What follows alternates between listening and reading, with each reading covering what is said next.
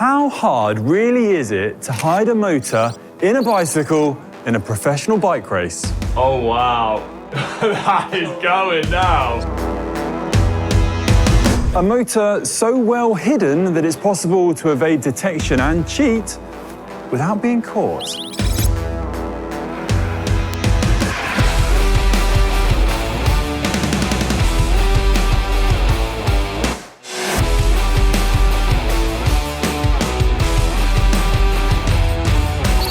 I've recruited 2 engineering graduates to find out. They've got a budget, they've got a deadline, and they've got the knowledge. Is there more truth to this conspiracy theory than we perhaps all imagined? The question is, will it work and will it prove decisive? I love it when a plan comes together. That is chugging along. I feel terrible. Like, I just hate lying. Right, I'm gonna hide the wheel. I think this motor is proving decisive. Oh, it's gonna be close. It's gonna be close. Oh!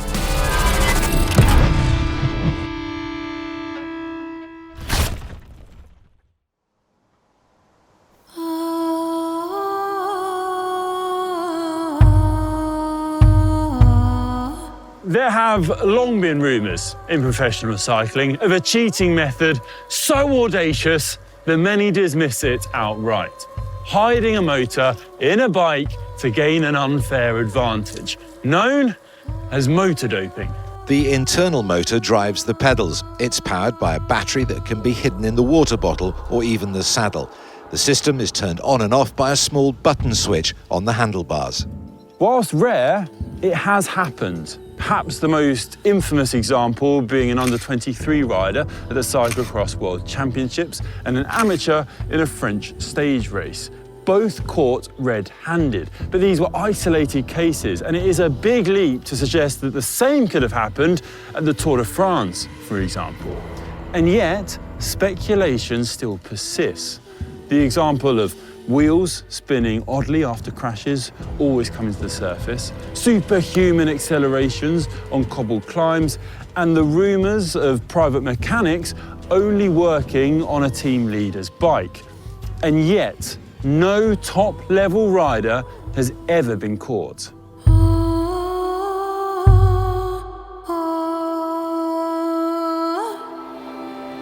Could a motor really be hidden well enough in a bike to fool teammates, competitors in a race, roadside fans, team management, UCI officials? It seems so unlikely, but yet maybe I'm just being naive. Maybe it is possible, and I'm so curious to actually see if it is. So I'm setting out on a journey to try and build a motor-doped bike. A bike which can cheat and evade detection.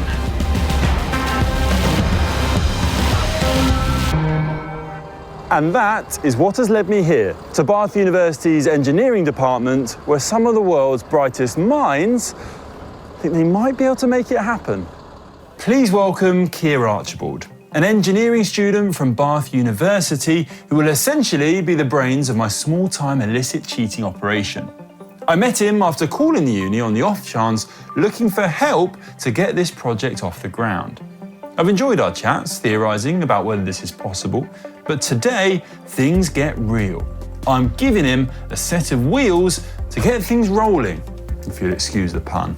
Keir, hello, Connor. Good to see you. Good to see you again. Today's the day. Today is the day. You got lovely wheels for me. I brought your wheels, yeah. I brought wheels. I was going to bring you a bike. Yep. A whole bike. Explain why just the wheels. Well, wheels for me were the immediate concern because the concept that I want to go forward with only really concerned the wheels. So I'm hoping that the frame isn't as important at the moment. So I'm glad that I've got this because then I can go straight into prototyping and then start early. So thank you very much. No worries. Those are lovely. Yeah, I'm hoping they're going to be even faster by the time I hope so. you finish with them. Yeah, definitely. So we've been talking about this project for a while now, trying to build a motor-doped bike. There's plenty of conspiracy theories out there. What's the challenge with this project? So I've challenged you to build one. I mean, well, the immediate, from looking at this right now, the hub, tiny. So can I try and have some power system in there? Could be very challenging, I think. So yeah, I think it will be a challenge, but I think with these we can hopefully get something working. I'm so excited. I'm fascinated. Yeah. Like, what is it about this project that's like getting you going? Yeah, I just think the technical challenge, first of all, is it's very hard. So that was really interesting, and then also just I've been in cycling for quite a while, and it's a perfect thing to do a final year project on. So all together, I mean, it was a match made in heaven, really. So Do you think there has been motor doping used? I personally think there has, yeah, because after having a few meetings with Chris Marshall-Bell, who does the Ghost in the Machine podcast, he's convinced me. So yeah, I do. I think there has been recently, maybe a bit harder to tell, but in the past, definitely, yeah. I'm absolutely fascinated. I myself, yes. I'm so sceptical, yeah.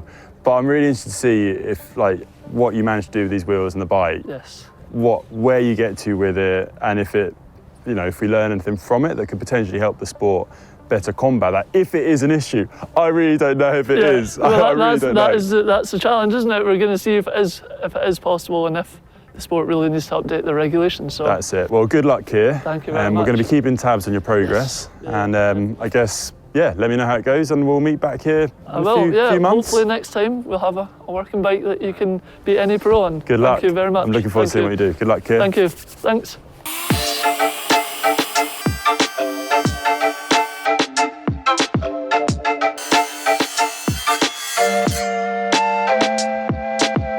After a few months, Keir decided to let go of the idea of a hub-based motor, as he felt it would be too easily detected.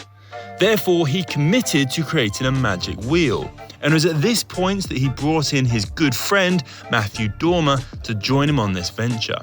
He is also a master's graduate in mechanical engineering from Strathclyde University. They set about attaching magnets to the front wheel, then creating and attaching an electromagnet onto the front fork, whilst programming a small computer powered by a battery. The pair continued the project from home in Scotland, after Keir completed his studies at university. These are 48 magnets that we've got, south down here, north here, and we're using our 3D printed spacer that will go around the rim. And then we'll mount, say, a north here, and a south here, north here, alternating all the way around until we've got all 48 mounted on both sides of the wheel.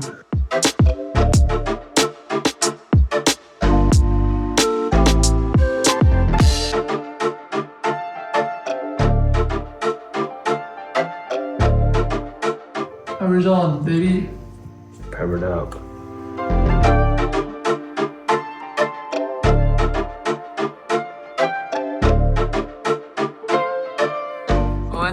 Upload the code. The code. Okay, give that a spin. Give it a whirl. Yeah. Turn on power. Does it work? Oh, I hear it. I feel it. Here it does something. Oh. Oh, it's going. It's going. What's the RPM say? 300 RPM. 315. 330. Nice. 340. It's climbing. It's gone. Nice.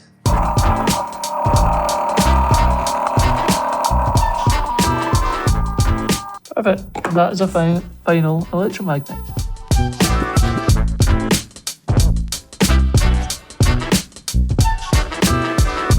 So, got the new electromagnets running.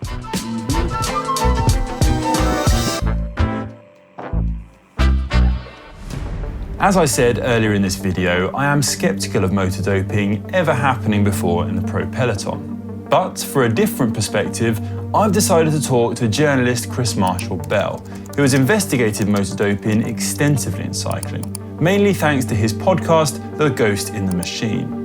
He has uncovered incredible insight into how this sort of cheating might have been used in racing.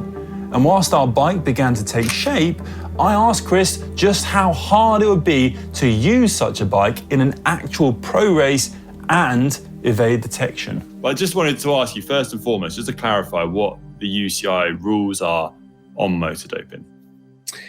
Yes, so the rules are on motor doping. It's really quite simple. If you've got a motor concealed in a bike, that's blatant cheating, you're out, and you're going to get a ban of at least 6 years. depending on how serious it is, possibly banned for the rest of your life. The UCI do test for motors. They have a few different systems. They have a magnetic scanner, which basically is an iPad, which they scan over the bike. It's not very good. David Lapartien, the UCI president, has admitted himself that you can cheat with the scanner. But they also have a few other ways of testing as well. They have an X-ray machine, which is used on average about 10 times a day in the big races. So the Tour de France, Paris-Roubaix, these types of races. And they also have a backscatter, a handheld backscatter device, which is a little bit like an X-ray machine and can also test for density as well. So you can see, for example, if the frame is hollow or if there's something inside that as well.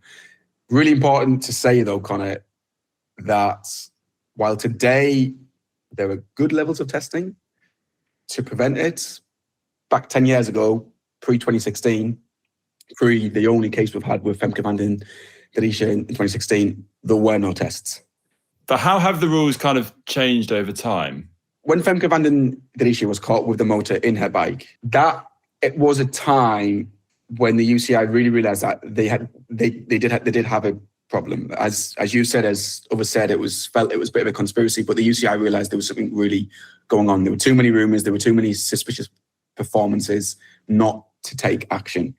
And they found Femke on the very first test that they did. Since then, the rules didn't really change too much over the next 6, 7, 8 years. They still only really had the magnetic scanner, had the odd X-ray machine, but they weren't really testing it a lot. And it was pretty standard. So if riders were cheating, let's say between 2016 and 2023, they would have realised what the rules are and could have found out a way to get around it. I'm not saying anyone did get around it. There's hearsay that maybe riders did, but it was certainly harder for them post-2016 than it was pre-2016. And in terms of like, if you are thinking about crossing that line and putting a motor on your bike, what are the options out there from the investigations you've done? Like, what are the kind of like the key methods of giving yourself artificial power? Pre-2016 again, because 2016 really was a bit of before and after moment. Pre-2016, there were frame motors. So if you think back 10, 15 years ago, your original e-bikes, and even now most e-bikes still use a similar system. There's a battery in the frame, turns the crank, there's a motor which turns the crank, and you just go.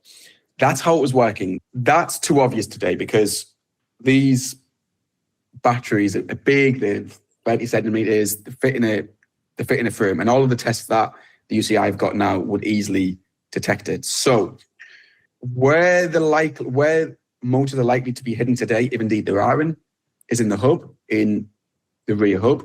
It's harder to detect. It's a smaller space. That also means it's a smaller battery and a smaller motor. So it's got less autonomy. You know, it can't go forever, and it can't be giving you a 100-watt boost. It's going to be very, very small boost of 10 watts or 20 watts. That could still be significant. If you're on a climb and you've got an extra 10, 15 watts, that could still win you the bike race, but it's not going to be a huge difference. And then the other one is in the wheels. Electromagnetic wheels, they've been nicknamed magic wheels, which is basically where you have a magnet in the wheel which connects with an electromagnet in the frame, and it spins by itself. It doesn't necessarily require a battery. And as you're going downhill, for example, the magnets just charge up, and then they go automatically.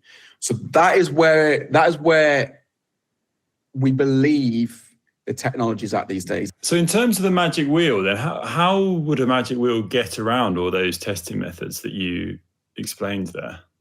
We have spoken with producers who claim to have made magic wheels, although we've yet to see any evidence of a functioning magic wheel. But they claim that they can make wheels which are not detected by magnetic machines. So the magnet doesn't show up. So in theory, it disappears because it would only show up once it's in action. But if you're testing a bike, once it's stopped, once the wheel's not spinning, it wouldn't appear.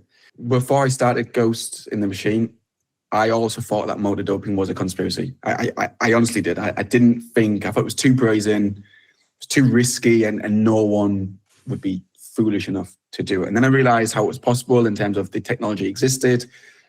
There were no tests for it. Looked at quite a lot of circumstantial evidence, videos which are fairly suspect, speaking with people in the sport at the UCI, ex-UCI, people currently at the UCI, speaking with managers, ex-riders, and there was just an overwhelming consensus that people were definitely using motors. Definitely. So we're moving on to the final assembly stage where we're trying to stick the magnets to the wheel more securely than we did before, because it was previously done with just electrical tape. So we made some shrouds that we printed a whole bunch here that we're going to go around the wheel, and we need to prep them by sanding in order so it can actually stick tightly to the rim. To make sure our shroud sticks to our wheel properly, we need to roughen it up with some sandpaper. So sorry to all you cyclists out there. Has to be done.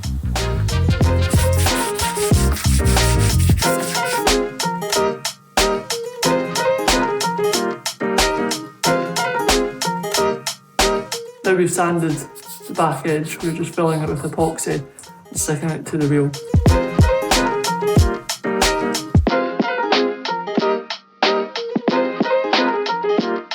Okay, so now we've got the wheel shrouds epoxied onto the wheel.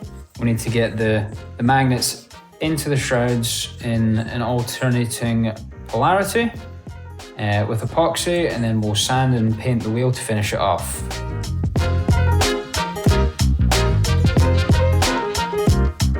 Currently, we're running this wheel on our power supply, just at moderate power. We're doing about 7-8 watts, but we want to run it off our battery so our system can run completely independently. So we're going to switch over right now to our battery supply, and hopefully this will work. Oh, okay. Hey, we're running off battery. Good. Yep. All right, this is the first time that's worked. So Plug our computer. We're running just off the battery now, so the system's fully isolated. So no connection to the computer either? No connections. Nice. But our next challenge now is to make sure that we can fit all of this and our bomb battery in our bike, which... So getting all this inside the frame. Yeah, it's not going to be easy. It's going to be a challenge, but yep. Nice.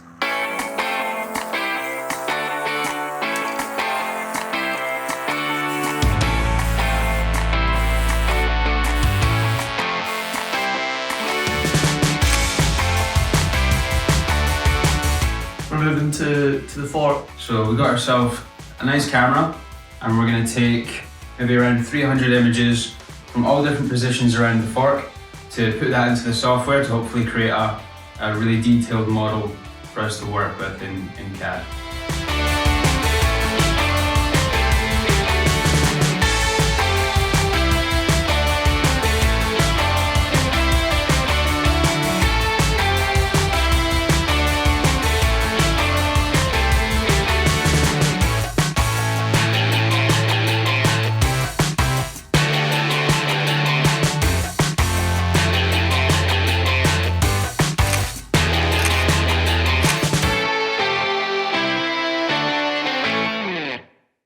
One of the core goals of this project was to see if the bike would be undetectable when it comes to some of the more basic checks conducted on bikes by the UCI when it comes to motor doping.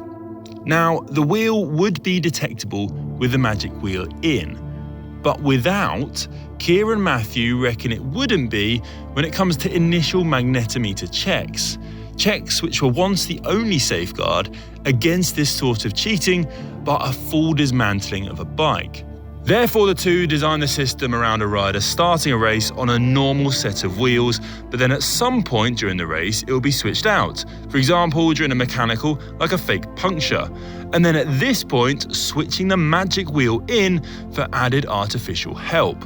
This is something that will be tested later on in our video as we race a pro with the magic wheel. But before that, let's see the bike a year 1 from starting this project. Hey guys, Oh, welcome hello. back to Bath. Good to see you Good to again. see you again. See you, Matthew. Nice to meet you. It's been a while. Sure has. It has. You've got the bike. We do. We I'm have a so bike. excited to see it. I mean, this is it. This The is, yeah, Motor this is bike. where all the time and effort went into, so. Wow. I tell you what, you wouldn't suspect anything. I mean, obviously I know you've done something to this bike, Yeah. but if I was just passing by and I saw that, you really wouldn't suspect anything. That was our goal, so. It's looking pretty neat. I mean, I tell you what, the other thing I'm glad of is that some of the parts I've been sending you, Yep. I'm glad you've actually made a bike from them, because at the one point I wasn't sure what I was sending. Yeah, we were asking for some strange things, that's for sure, so. My initial feelings on seeing the bike for the first time was that I was totally blown away. From looking at the bike side on, you couldn't really notice a thing. Only when you looked at the front wheel head on could you see or suspect something. But here is the science and technical side of the bike broken down for the average human by Keir and Matthew. So the bike works by using an electromagnetic drive. We chose that to start with over a hub motor or down at the cranks because it hadn't been done before. That's what intrigued us, and if we're going to make a motor bike, we might as well go all out. So Matt's going to talk through quickly how the whole system works together, and then I'll talk through the drive system and how we actually get force out of the wheel. Yeah, so there's 5 main components. In the seat tube, we've got a battery pack, which powers the whole system. Up here, we've got the electronics pack, that's the brains of the system, and the motor drivers for the electromagnets. And then on the end of the bar plugs, we've got controls. Our fork has custom homemade electromagnets built into it, and a hall sensor which can sense the position of the wheel. And then the wheel itself has 48 permanent magnets embedded in it in an alternating polarity. So as the wheel spins round, the magnets will pass that hall sensor that Matt mentioned, and it will tell the electromagnet and the computer, the brains, when to fire. So when the electromagnet fires, the magnet that's incoming will attract and then it will repel, and that's your driving force. So that attract, repel, just hundreds of times as the wheel spins up to speed. And we should hopefully get around 20 watts from that. So Yeah. that's the technical side of how it works. Right, I hope that's gotten you and me both up to speed. To see exactly how much power it might produce though, I thought it'd be great to see the wheel in action back at GCM Megabase, before we put it in a race. Okay, so this is kind of like the moment of truth. It's been a long time coming. It's been amazing to see the bike, but now the guy is getting it ready to do a little kind of first test of if the wheel actually spins Shuffle that in while and how much power it's going to produce.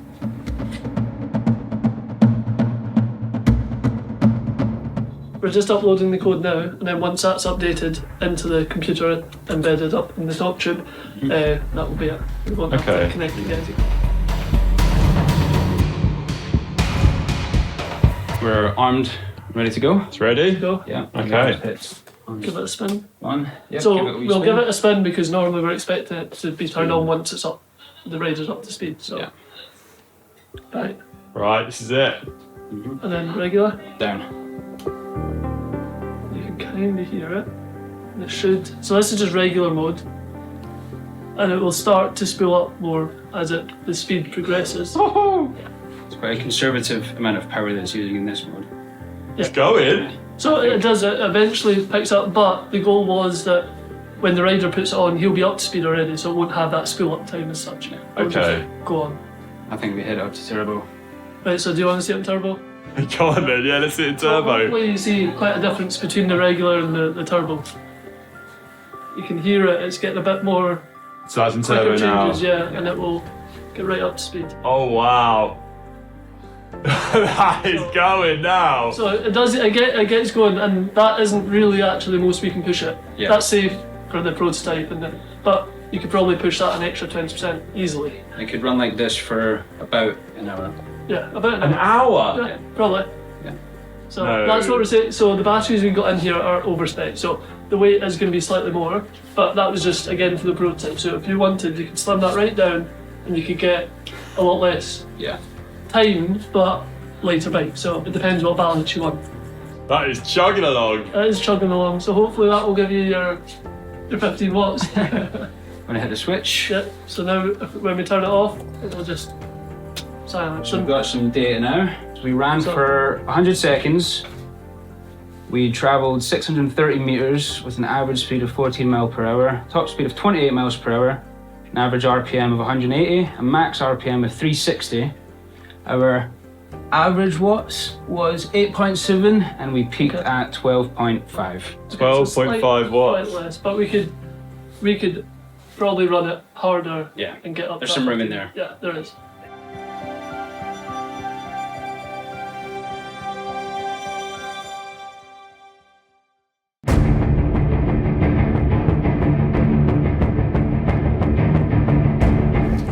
Okay, so we've come to a closed circuit racetrack near to GCM Mega Base, and I tell you what, I'm feeling a little bit cheeky. I'm feeling a bit devious, but I'm kind of quite enjoying the ruse of it all.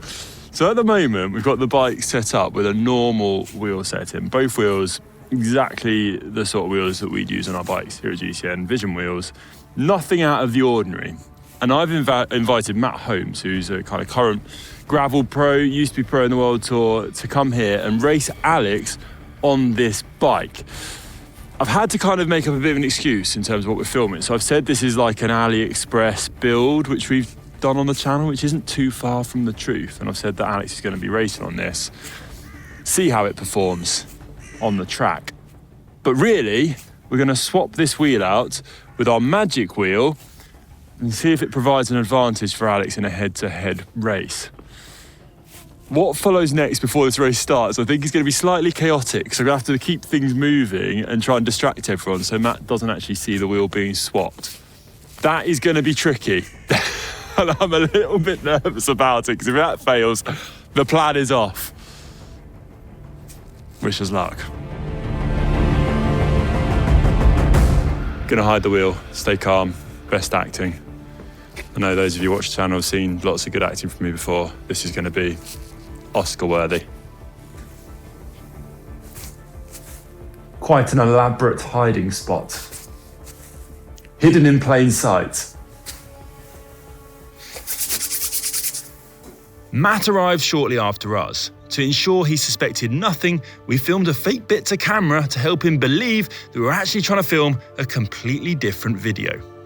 The AliExpress bike is built, and now we are going to put it to the test. We have got current gravel pro and ex-World Tour pro Matt Holmes here to race Alex on the bike. Will it stand up to him? Let's find out. You're not going to say anything complimentary about me? No. Oh. After filming, we set Matt off to inspect the track and pick up some so-called B-roll. He doesn't suspect a thing. He doesn't suspect a thing. It's brilliant. Now it was time for us to make our move and switch the wheel out. Yeah, so right, if let's get this in here. Right, this is our moment. Get busy, lads.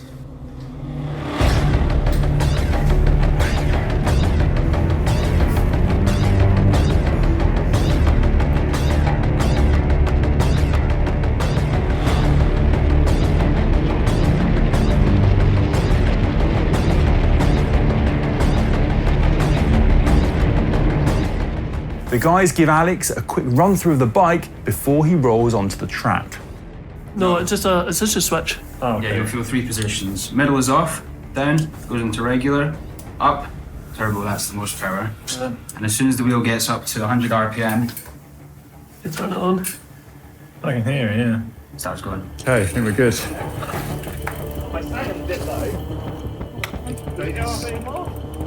If not, I'll just enjoy how it is. It's working. It's actually, he's riding it.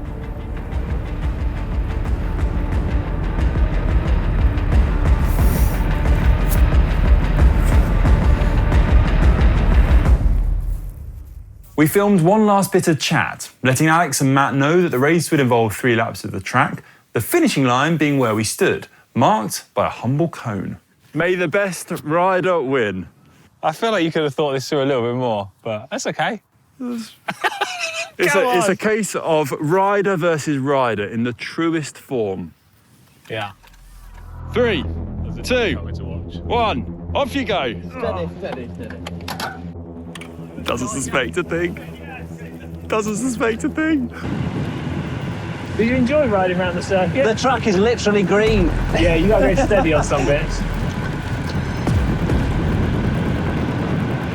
What do you reckon? What's your thoughts? Because we've got the guys racing. Well, it's, You can see them down there, yeah, actually. We've got half a lap in, which is more than maybe I thought at the start of the project I'd get. So I'm happy so far. Well, this is your bikes, Yeah. your guys' invention. It's working. It's kind of scary to watch. It's nerve-wracking for sure. It's going to be interesting to see him come through. I wonder if he's got the motor on yet. Yeah. I'll do a pretend attack. Yeah. Motor is on.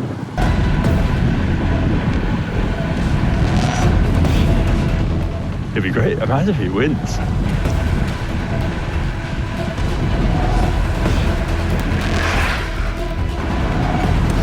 So he's just got it on turbo for the whole race. I hope so. I mean, they look fast. Here they come now.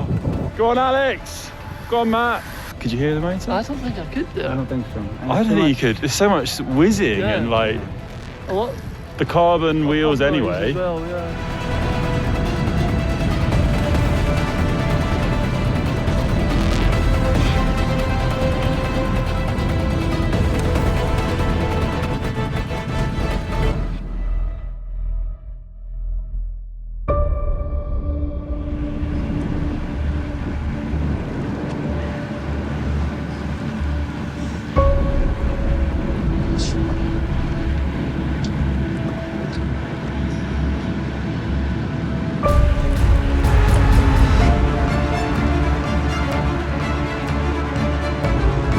Matt's just put in a big attack there. I thought he might have Alex, but he's clawed his way back. He's clawed his way back. Bell lap! Bell! Bing, bing, bing! Final lap!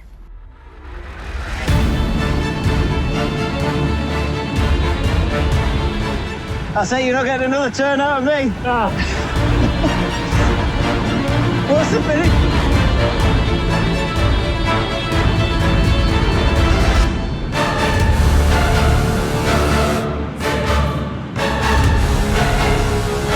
I think this motor is proving decisive.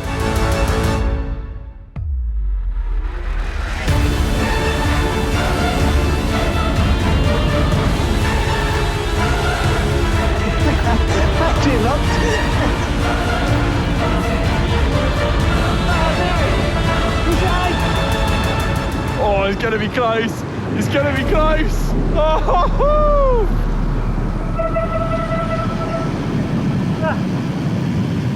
Okay, that was pretty impressive to watch. I mean, it was close to the end. Matt did a few digs. Yeah. You came back in him. I thought you were going to get dropped to one point. You came back. Came back, It was a didn't I? sprint finish. Yeah. Matt just bipped you, but it was a close one. I would have liked to have been a little bit closer, if I'm honest, but, you know, I've got what I've got. Well, you did have a bit of a helping hand. So, Matt, I've got to reveal something about this shoot this afternoon. Okay. I haven't been all that honest with you. So, the bike is a little bit different to what I said. Right. Did you kind of suspect anything in the race at all? No, not at all. No? Brilliant. Yeah. Didn't, hear anything or, No, nothing at all. Really? No, No funny noises? No? no. I'm guessing you're saying it's got a motor in the frame. It does. Well, got a- kind of. So we've hidden a motor in the bike Right. and we wanted to see if it would work up against you and if you suspected anything. Yeah. So you didn't hear anything in the race? I didn't hear it, no. No. You'd have got away with that if you didn't tell me. There you go. Wow, that's mad. Because I didn't think I could hear it either from the side of the road. So basically, this is Keir and Matthew. They're engineering graduates and they've designed a magic wheel. I feel really bad because I was lying to you, but I knew you'd be up for the shoot anyway. But we I just was wanted... hoping for a little bit more help, if I'm honest, to beat Matt, but, Yeah, you know. So I wanted to get your perspective. You raced on it. Did you notice a difference? Should I tell you what I definitely noticed was when we went around the corners and I stopped pedalling, it was like the bike just sort of rolls a little bit more. Really? Yeah, it's subtle, obviously. It's not like riding an e-bike. Like, it's just that little bit. And well, one thing we proved today is Matt is more than that little bit better than me. So I did see one big attack he put in there, and it looked like you were dropped. Did it feel like you had a bit of a helping hand there? Yeah, it's, you know when, well, Matt will know for sure this feeling when you chase and get onto the back wheel of somebody, you get that like little split second where you can just ease off and roll onto the wheel, you know, from racing. And in those moments, it feels like you get a little bit of extra recovery because the bike just wants to keep rolling a bit more. So it worked? Oh yeah, 100% it worked. There you go then, guys. The bike, your invention, it worked. It did as it was intended to do. How do you feel? I'm over the moon, I'm to over be the moon honest. as well. Yeah. Yeah. I didn't think it was going to go as smoothly as it did, and the fact that he did notice power quite clearly as well. I'm actually so happy with it. So It was quite nerve-wracking seeing him thrash it a little bit. I'm really glad it stood up to the test, but yeah, absolutely thrilled. Amazing. I mean, it's such impressive engineering that you guys managed this on a budget with limited time and resource. You were just going through the data there after the race, and you worked out that it was an average power of 12 watts assistance that Alex had with a peak of 16 watts. yeah. It's quite sizable. Yeah, and that's, as I said earlier, I think we could probably push that slightly more because that was making sure Alex was safe. So we didn't push the batteries too hard. So I reckon we could get even a bit more than that as well. So Keir and Matthew have put in hours and hours of work into this project, and they have delivered. And if you want a more detailed insight into the build of this bike, please find a link to their website in the description below if you'd like to learn more. It's been fascinating seeing this project come together and witness Keir and Matthew put their brains together to engineer something like this. It is impressive work. People have talked about motors and wheels like this, and no one has ever seen one. They've made one and it works and shown that a more advanced version of this wheel can be made. Could it have existed in the World Tour? I personally remain sceptical. Despite the caveats, I very much doubt that a bike like this would pass the current UCI regulations. Yes, it would potentially evade basic checks, but with recent improvements in inspections, I can't see it passing all the way into a top-level pro race. Personally, motor doping is still a conspiracy theory for me, although that being said, I do think our bike is proof of why rules must exist and why authorities do need to remain vigilant. Have riders managed to do this in the past though, without anyone finding out? That is a different question. And whilst I'm still sceptical, again, I think it's unlikely. In all honesty though, I'm less sceptical after seeing what Keir and Matthew managed on a limited budget and time. The jury is still out there in my head, but let me know what you think in the comments, because I'm sure this one will create quite the debate. Thanks for watching all, and thanks to Keir and Matthew. Who knows what they'll be up to next? So now we're both free agents, so we're actually unemployed, so we're looking for work. So if anyone is interested in what we've done or impressed with what we've done, then please reach out. And I'm especially looking at Europe, so anyone in Europe, that'd be grand. I'll be in Australia. I think you might find us down in the description, maybe. So hopefully. It's got nothing to do with me, folks. Nothing to do with me. I am purely the presenter here. Right. See you on the next one. See you later.